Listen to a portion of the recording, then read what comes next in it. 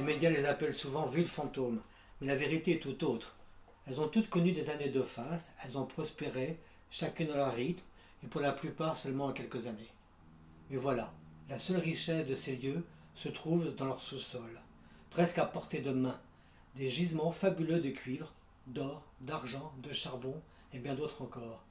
C'est alors, après les découvertes de ces gisements, qu'il faut forer, creuser, extraire et exporter. La mine fonctionne de bon train avec seulement quelques poignées d'hommes pour travailler. Mais rapidement, il faut exploiter cette précieuse ressource au maximum. Et par conséquent, il faut faire venir les familles des travailleurs. Alors, il faut organiser des lieux de vie, construire des routes, maisons, écoles, dispensaires, lieux de culte. Ça s'appelle une ville. Mais quelques années plus tard, les filons s'épuisent.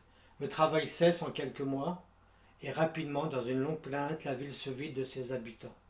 Et seulement, quelques irréductibles restent. Ils gardent espoir qu'un jour proche, avec la découverte d'un nouveau gisement, la vie reprendra. Et loin d'imaginer qu'un jour, peut-être, celle-ci aura définitivement disparu de la carte. Que deviennent ces villes au lendemain de la grande débâcle? Sont-elles encore debout, et pour ses habitants restés chez eux avec leur fierté et leurs rêves? Les habitants, aidés de leurs fantômes, coûte que coûte, s'attellent à les entretenir, et même souvent à les embellir, avec toujours l'espoir de voir un jour renaître leur ville tant aimée. Les mines sont légion au travers du Canada. Nous devons les exploiter au mieux, mais jamais oublier que des êtres humains ont vécu et participé à l'effort de ces villes.